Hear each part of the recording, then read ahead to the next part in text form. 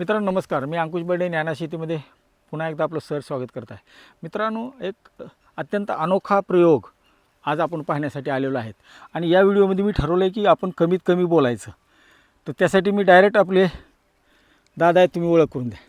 नमस्कार मित्रांनो, माझं नाव मोहन रवींद्र अंडे, राहणार एडगाव गणेशनगर, तालुका जुन्नर, जिल्हा पुणे. तर या ठिकाणी मी साधारणतः आपल्या 20 गुंठे क्षेत्रामध्ये सेडनेटमध्ये भारताचं वांग बारटोक ही व्हरायटी लावलेली आहे. कुठली व्हरायटी आहे? बारटोक. एन्झा झायटेन कंपनीची व्हरायटी आहे. हां हां. तर ही व्हरायटी लावायचं कारण असं आहे, तर शेतीमध्ये दिवसेंदिवस अनेक आव्हानं आपल्या पुढं उभी राहिलेली आहेत. आव्हानं म्हणजे बदलतं निसर्ग चक्र असेल, ऊन वारा पाऊस, त्याच्यानंतर जी काही आपल्या पीक पद्धती आहेत त्या पीक पद्धतीमध्ये अशी अनेक पिकं आहेत की ती पिकं घेतल्यानंतर वन टाइम हार्वेस्ट होतात, बाजारभाव नसल्यामुळे शेतकरी आर्थिक अडचणीत सापडतो. पण मी पूर्ण अभ्यासातून या ठिकाणी ही वांग्याची व्हरायटी शोधली. तर हे वांग लावण्यामागचा हेतू असा आहे की हे एकदा लावल्यानंतर साधारणतः 45 ते 50 दिवसामध्ये ही व्हरायटी हार्वेस्ट करण्यासाठी चालू होते. आणि चालू झाल्यानंतर तर शेतकरी मित्रांना आजची शक्ती वाटेल, जर याचं योग्य व्यवस्थापन केलं तर वर्षानुवर्ष म्हणजे जवळपास वर्ष 16 महिने 17 महिन्यापर्यंत ही व्हरायटी चालते. फक्त त्याला व्यवस्थापन चांगलं पाहिजे. त्याचं व्यवस्थापन आपण सुरुवातीपासून बोलू ना.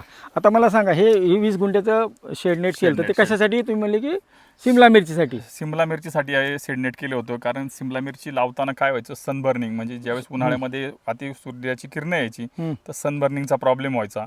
आळीचा मोठ्या प्रमाणात प्रादुर्भाव व्हायचा. म्हणजे आळीचा प्रादुर्भाव होत असताना तर आता ह्या शेडनेटमध्ये काय होतं, आळीचा पतंग मोठा असतो, तो काय आतमध्ये येत नाही. फळमाशी असं त्याचा पतंग आतमध्ये येत नाही, त्याच्यामुळे हे प्रादुर्भाव असतात. पर्यायी जे काय आपण अनेक महागडी केमिकलयुक्त औषधं पिकांवर मारत असतो, तो खर्च आपला कमी होतो. माणसाचं आणि पर्यावरणाचं पण आरोग्य त्याच्यामुळं चांगलं राहतं. एक चांगली कन्सेप्ट मला वाटली, म्हणून ह्या शेडनेटची उभारणी केली. फक्त सिमला मिरचीला बगल देऊन वांग्या वळण्याचं कारण असं का सिमला मिरची थोडं सेन्सिटिव्ह पीक आलं, म्हणजे वेळेत त्याला औषधं मारणं आहे. त्याच्यानंतर कालांतराने ब्लॅक थ्रिपचा पण प्रादुर्भाव वाढत चालला. मी वांग्याचा प्रयोग केला. वांग त्या तुलनेत थोडंसं रप आलं, टनेजमध्ये उत्पादन पण येतं, म्हणून ह्या पिकाकडे. हा 20 गुंठ्यामध्ये प्लॉट लावलेला आहे, तर तुम्ही कधी लागवड केलेली याची? आता याची मी फेब्रुवारीमध्ये लागवड केली. फेब्रुवारीमध्ये लागवड केली. वाण कुठला वापरला? बारटोक व्हरायटी, एन्झा झायटेन कंपनीचं बारटोक व्हरायटी. ते रोप तयार करून घेतलं असेल? रोप साधारणतः नर्सरीमध्ये याला 30 दिवस लागतात रोप बनवायला. तर साधारणतः एक 4300 रुपयाची एक पुडी मी स्वतः त्याच्या पुड्या विकत आणल्या. 3 पुड्या आणल्या होत्या. 20 गुंठ्याला 3 पुड्या? नाही, 20 गुंठ्याला 3 नाही, याला फक्त 1000 रुपये लावले. बाकीचे मी ओपन फील्ड मध्ये लावलेले 2000 रुपये ओपन फील्ड मध्ये लावलेले आहेत. मग याला किती लागले? 1000 रुपये लागले याला. 1000 रुपये. तर 2 झाडामधलं अंतर आहे, या 2 झाडामधलं अंतर मी 3 फूट ठेवलेलं आहे. 2 साऱ्यांमधलं अंतर 4.5 फूट ठेवलं होतं. 4.5 ते 5 फूट अंतर आहे. बरोबर. कारण या पूर्व काळात ह्या प्लॉट मध्ये मी वांग्याची व्हरायटी लावली होती, पण त्यावेळेस त्याची हाईट 12-13 फूट झाली. म्हणजे वेल असे वाकडे तिकडे झाले होते, त्यामुळे मला व्यवस्थापन करण्यासाठी स्प्रे असं हार्वेस्ट करताना त्रास व्हायचा. म्हणून मी थोडंसं एक सरी कमी केली. पूर्वी याच्या 13 साऱ्या होत्या, त्याच्या 11 साऱ्या, 2 साऱ्या कमी केल्यात. आणि मग जमिनीची निवड म्हणून काय तुम्ही स्पेसिफिक वांग्याला केली का? असं काय वेगळं नाही, वांग्याला सुरुवातीच्या अवस्थेत थोडंसं पाण्याचे व्यवस्थापन करल्यात. आणि हे असं पीक करत असताना सर्वात महत्त्वाचं जमिनीचा निचरा झाला पाहिजे, पाण्याचा निचरा झाला पाहिजे. बेड थोडीशी जमिनीपासून उंच ठेवले. त्याच्यामध्ये ऑर्गॅनिक मटेरियल म्हणजे याच्यामध्ये मी कुठल्याही प्रकारचं केमिकल अजिबात भरलेलं नाही. डिकम्पोज झालेलं याच्यामध्ये मी खत भरलेलं आहे. आपल्याकडे स्वतःचं घरचं गांडूळ खत असल्यामुळे त्याच्यामध्ये गांडूळ खत मोठ्या प्रमाणात वापरलेलं आहे. आणि PSB असन, ट्रायको असन, सोडोमॉनस असन, खास करून मी याच्यामध्ये काय केलं, मी पॅसिलोमायसिनच्या मात्रा जास्त वापरल्यात. कारण या पूर्व काळात अनुभव असा आला होता का लवकर निमॅटोड आला होता. आणि याच्या आधी माझ्या याच्यात काकडीचा प्लॉट होता सर, आणि निमॅटोडचा धोका होऊ नये म्हणून मी याच्यामध्ये पॅसिलोमायसिनचे बॅक्टेरिया जास्त प्रमाणात वापरलेले आहेत. त्याच्यामुळे आतापर्यंत आता ह्या प्लॉटचा 2nd बार चालू आहे आणि निमॅटोडचा मला कुठल्याही प्रकारचा प्रादुर्भाव या ठिकाणी जाणवला नाही. मित्रांनो, सगळ्यात महत्त्वाचा मुद्दा सांगितला. जमिनीमधून आमचा आग्रह राहतो की तुम्ही कुठल्याही प्रकारचं कीटकनाशक, बुरशीनाशक, कुठलंही टोमॅटो असू द्या, नाही तर वांगा असू द्या, नाही तर कारला असू द्या, काकडी असू द्या, कुठल्याही प्रकारचं कीटकनाशक, रासायनिक बुरशीनाशक सोडू नये. त्याच्याऐवजी तुम्ही फक्त ट्रायकोडर्मा एकरी 1 किलो किंवा 1 लिटर, पॅसिलोमायसिस, सुडोमॉनस आणि मेट्रायझम हे 4-5 घटक एकदा सोडले, त्याला पाणी रेग्युलर पिकाला दिलं, त्याला खाण्यासाठी, जगण्यासाठी हवा आणि अन्न मिळालं, अन्न म्हणजे जैविक पदार्थ, तर तुम्हाला कुठल्याही प्रकारचं रसायन सोडायची गरज नाही. हा सगळ्यात मुद्दा. आता मग लागवड तुम्ही 4.5 बाय 3 फुटावर केली, वाण सांगितला, पुढं मग काय अळवण्या वगैरे केल्या? सुरुवातीच्या अवस्थेमध्ये मुळी चांगली चालावी यासाठी आपण याला एक चांगल्या प्रकारचं ह्युमिक घेतलं. त्याच्यानंतर सुरुवातीच्या अवस्थेमध्ये PSB ट्रायको घेतलं. बरोबर. फक्त प्लेन तेच घेतलं आपण, कारण त्यावेळेस कसं थोडंसं फेब्रुवारी उन्हाचा पिरियड चालू होत होता, म्हणून त्यावेळेस आपण ऑर्गॅनिक मटेरियलमध्ये त्याचं काम केलं. नंतर मुळी चालण्यासाठी आपल्याला याच्यात ह्युमिकचा वापर केला होता. त्याच्यामुळं हे थोडंसं रफ व्हरायटी असते, त्यामुळे जास्त अशी आम्हाला काही काळजी करावी लागली. कारण या पूर्व काळातला आमच्याकडे अनुभव असा होता, इतर जी पिकं असतात थोडीशी सेन्सिटिव्ह असतात, सिमला असेल थोडीशी वांग तसं गरीबाची गाय म्हणतात. आणि नौखा शेतकरी सुद्धा ज्याला फार कीड रोग किंवा फवारण्याचं औषधाचं पिकाचं मॅनेजमेंट माहित नाही, त्यांनी जरी वांग केलं तरी त्याला बऱ्यापैकी पैसे घेऊन जातं. 100% शेतकऱ्यांना मी सांगतो, नवीन शेतकरी असेल तुम्ही 100% वांग पीक लावा. का माहितीये का, वांग पिकाला फक्त 2च रोग फार महत्वाचे आहेत. एक आहे तुमची खोडाळी, म्हणजे आळीचं पासून त्याचं संरक्षण करायचंय. म्हणजे आळी येण्यापूर्वी तुम्ही जर आता ओपन फील्ड असेल तर तुम्ही जे फेरोमोन ट्रॅप लावले, म्हणजे आळीचे पतंग त्याच्यात जर अडकले तर आळीच पैदा होणार नाही. बरोबर. म्हणजे आळीचा तुमचा प्रादुर्भाव असेल, कारण ह्या पिकाला आळीचा प्रादुर्भाव फार मोठ्या प्रमाणात असतो. याचे तुम्ही जर एकरी समजा 20-25 ट्रॅप लावले, 25 रुपयाला मार्केटमध्ये लूर भेटतो आणि 35 रुपयाला त्याचा एक ट्रॅप भेटतो. प्लास्टिकचा ट्रॅप आणि एक जरी त्याच्यात लूर अडकवला तरी एका ट्रॅपमध्ये तुमच्या जवळपास 25-30 पतंग, म्हणजे परिसराच्या अभ्यासानुसार तुमचा अडकून तुमचं फार मोठ्या प्रमाणात आळीपासून संरक्षण होईल. पिकावरचा संसर्गजन्य रोग वाचेल, आळीचा प्रादुर्भाव वाचेल. आणि दुसरं भुरी, तर या पिकावर भुरी हा चा प्रादुर्भाव मोठ्या प्रमाणात असतो. आणि भुरीसाठी प्राथमिक अवस्थेपासूनच तुम्ही व्यवस्थापन केलं, आळे आणि भुरी जर सोडलं, त्याला कुठल्याही प्रकारचा प्रादुर्भाव मोठ्या प्रमाणात नसतो. आणि 100% हे पीक शेतकऱ्याच्या फायद्याचं आहे. आता सुरुवातीला बेसल डोसमध्ये तर जनरली आपण रासायनिक लिंबोळी कोट सूक्ष्मद्रव्य भरतो, मग नंतर ठिबकमधून काय काय सोडता? तर ठिबकमधून सुद्धा ह्या पिकाला, जर मी पहिल्या पिकाला अनुभव असल्यामुळे ह्याच्यामध्ये जास्त मोठ्या प्रमाणात असं काही आवश्यक असं काही नाही ठेवलं. ज्यावेळेस याला सुरुवातीला कळी निघायला सुरुवात झाली त्यावेळेस याला मी कॅल्शियम बोरॉन सोडलं होतं. म्हणजे शेतकऱ्याचा असं समज असतो, तर सेटिंग असेल त्यासाठी कॅल्शियम बोरॉनची मात्रा गरजेची असते. साधारणतः महिन्यातून किंवा 15 दिवसातून एकदा याला आपण सूक्ष्म अन्नद्रव्याची म्हणजे रेमडीज सोडलं होतं.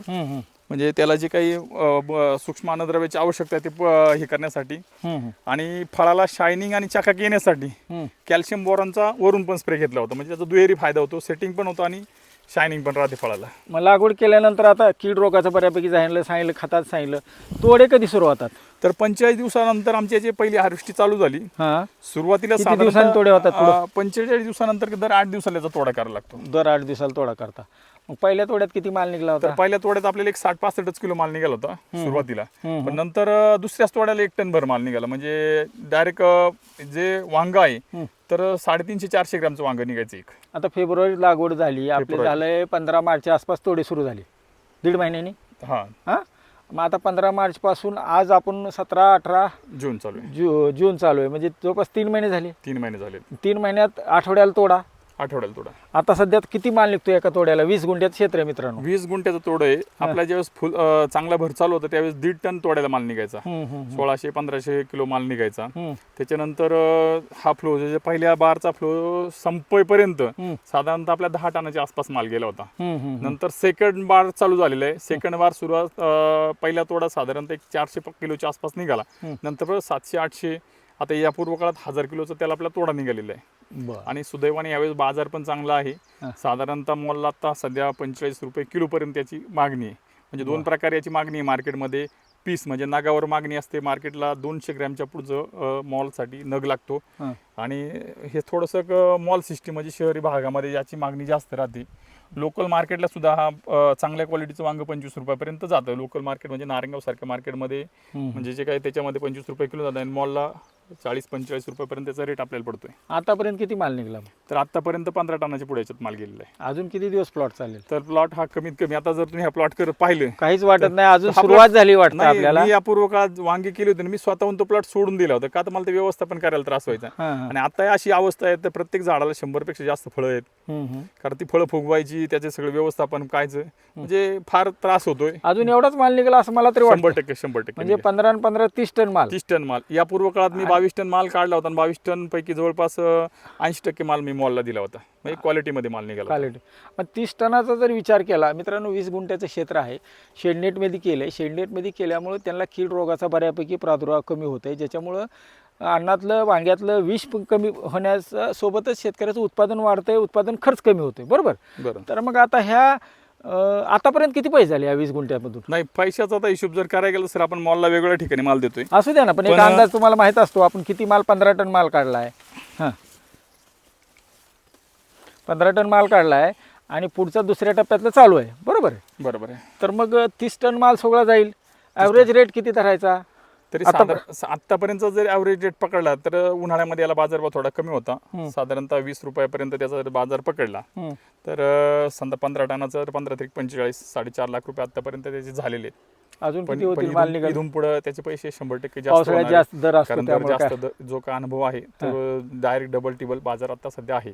म्हणजे तो 20 रुपये होता, आता 45 रुपये बाजार आहे, म्हणजे डबल बाजार आता आहे. आणि मागणी फार मोठ्या प्रमाणात, म्हणजे 2-3 मॉलमधून कंटिन्यू मागणी असते. कारण ह्या पिरियडला का तो उन्हामध्ये सनबर्निंग लोकांचे प्लॉट गेलेले असतात, कुणाला पाण्याचे प्रॉब्लेम असतात. तर 100% म्हणजे मला इथून पुढेही 15 टन जरी उत्पन्न गेलं, 15-60 लाख रुपयापर्यंत उत्पन्न होईल. आणि आधी 3 लाख असे 9 लाख रुपये उत्पन्न 20 गुंठ्यामध्ये. आणि खर्च तर लाखभर रुपये खर्च आपण त्याला पकडू. कारण याला खर्च नाही, शेडनेटचा खर्च हा मी सुरुवातीला केला, तो दरवर्षी तो विभागून जातो. 5-6 वर्ष शेडनेट चालणार आहे. पण सगळ्यात महत्त्वाचं हे पीक केल्यामुळं तर माझा वैयक्तिक फायदा असा आहे का एकदाच आपल्याला वर्षभर पीक चालतं, एकदाच आपल्याला त्याचं मल्चिंग आतरायचं, एकदाच रोपं लावायचे, एकदाच अंतर्गत मशागत करायची. हा शेतकऱ्याचा खर्च वाचतोय. कारण काय झालं आता, जे ट्रॅक्टरची मशागत असेल, अंतर्गत मशागत असेल, रोपं असेल, मल्चिंग असेल, याचे खर्च भरमसाठ वाढलेला आहे. तर तुम्ही वन टाइम एखादं पीक लावलं तर वर्षभर ते पीक चाललं तर तुमचा हा सगळा खर्च वाचतोय. म्हणजे तुमच्या अंतर्गत मशागतीपासून तुमचं मल्चिंग असेल, लावगड, बेसल डोस, सगळ्या गोष्टी. तर हा शेतकऱ्याचा फार मोठा खर्च वाचतोय. आणि वर्षभर जे काही बाजारभाव असतात, समजा आता 20 रुपये भेटतोय, 35 भेटतोय, 40 भेटतोय, 60 भेटू शकतो, तर हा बाजारभाव शेतकऱ्याला मिळतो. आणि परिणामी शेतकऱ्याचं भांडवली खर्च वाचलं तर शेतकऱ्याचं फार मोठ्या प्रमाणात उत्पन्न वाढते. हा माझा वैयक्तिक आलेला अनुभव आहे. एका वर्षात 20 गुंठ्यामध्ये वांग्याचे किती पैसे होतील? वर्षात एकच पीक धरावं लागेल आपल्याला? एकच पीक घेतो आपण. टोटल किती पैसे होतील? तरी साधारणतः 9 लाख रुपये होतील असा अंदाज आहे. 100% खर्च वाचत जाता. ते पण मित्रांनो 20 गुंठ्यामध्ये. स्वतः ते खूप अभ्यासू आहेत, विविध पिकामध्ये त्यांचा अनुभव आहे.